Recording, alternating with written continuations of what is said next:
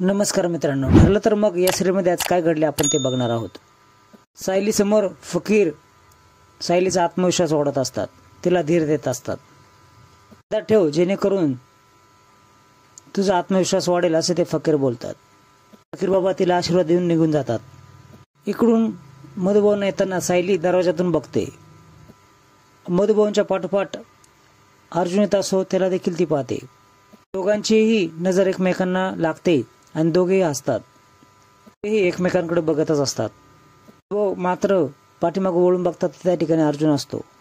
सायली घाबरते आणि दरवाजा पाठीमागे लपते. तुला एकदा सांगितलेलं कळत नाही का? मला वाटतं तुला सभ्य माणसाची भाषा कळतच नाही, असे मधुभाऊ अर्जुनला बोलतात.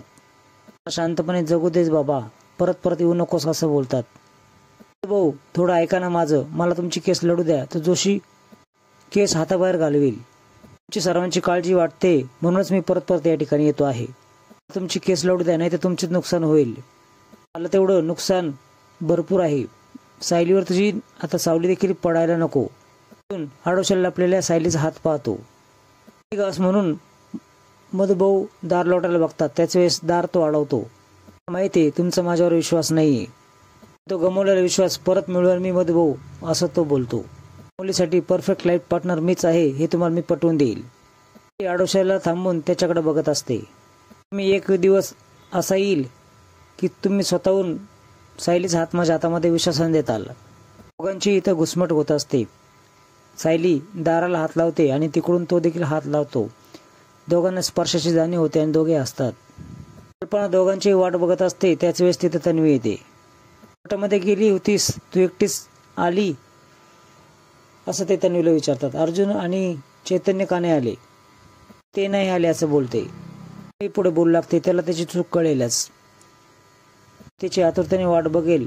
काही झालं तरी मी हारणार नाही असं तन्वी बोलते. तुझ्यामध्ये खूप संयम आहे आणि तू एक दिवस अर्जुनचं मन नक्की जिंकशील. म्हणूनच मला तुमची मदत हवी आहे. तुमच्या हॉबीज काय आहे, त्याला काय खायला आवडतं, कोणता रंग आवडतो ह्याची माहिती तुम्ही मला द्या असं तन्वी बोलते.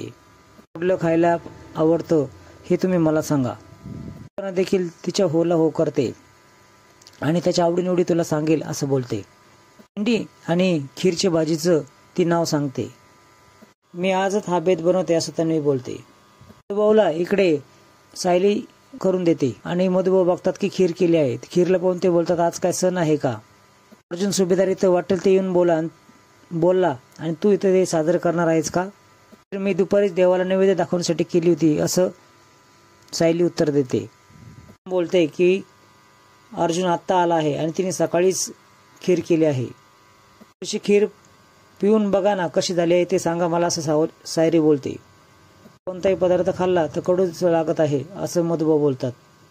अर्जुन सुभेदार मला कुठलाही पदार्थ गोड लागू देणार नाही. स्वतःला सायरीसाठी योग्य जोडीदार आहे असं म्हणे. त्याने किती प्रयत्न करू द्या पण मी माझा हट्ट सोडणार नाही असं मधुभाऊ बोलतात. तर तन्वी अर्जुनच्या आवडीचं स्वयंपाक करत असते. पुढे बोलू लागते, मला मनापासून अर्जुनसाठी स्वयंपाक करायचा आहे. तिचं कौतुक करते की तुला घरातलं काम करता येत नाही तरी तू अर्जुनसाठी जे करते आहेस ना ह्याचं खूप मला कौतुक वाटतंय. तन्वीच्या मनात नेमकं कपट असतं. ती मला करावीच लागेल असं ती बोलते. शिवाय माझी आणि अर्जुनची लग्न लावण्याची कल्पना तुमच्या डोक्यामध्ये कशी येईल? कल्पना आणि आजी तन्वीविषयी विचार करायला लागतात. जोशी महिपतला बोलतात की मी दिलेल्या पुराव्याने गंमत आली का नाही? अर्जुन सुभेदाराचं नाक कसं कापायचं हेच माझं स्वप्न होतं. महिपत मात्र जोशीला डोस भरतात. अर्जुनला कमी समजू नकोस असं बोलतात. अर्जुन सुभेदार खूप विचित्र आहे. एका बाहुलीला बुक्की मारली, ती बाहुली परत उभी राहते. ती त्याला आडव करण्याचा प्रयत्न केला तरी ती उभीच राहते. देखील बोलते, अण्णा बरोबर बोलत आहेत. तुम्ही क्रॉस व्हेरिफिकेशन केले तेव्हा त्याला डाऊट आला असणार. त्याला कमी समजून चालणार नाही. तोंडाच्या बाहेर अर्जुन जे तुला बोलला त्या फक्त तोंडाच्या वाफा आहेत असं समजू नकोस. अर्जुन सुभेदार जे बोलतो ना ते करतोच. मात्र बोलते, आता केसचा माझा काही संबंध राहिला नाही. आता तो माझ्यासाठी काहीच करू शकत नाही. माझी मुलगी, पण जी ती बोलते ना तसंच व्हायला पाहिजे असं जोशीला ते बोलतात. झालं नाही ना, तुझं नरडं मी असं दाबेल ना तुला कळणारच नाही काय झालं ते. साक्षी अण्णाला बोलते, तुम्ही त्यांना का घाबरवतात? जोशी वकिलांना सेन्स ऑफ ह्युमर असाच आहे अण्णांचा, असं ती बोलते. महिपत हसू लागतो. जेवणाची तयारी चालू असते. अर्जुन आणि चैतन्य देखील जेवायला बसतात. भेंड्याची भाजी मला वाढू द्यात, असं तन्वी बोलते. सायली रव्याची बनवलेली ती खीर चाखून बघते. त्याच बस ना, असं कुसुम बोलते. नुसती खीर का खातेस असं विचारते.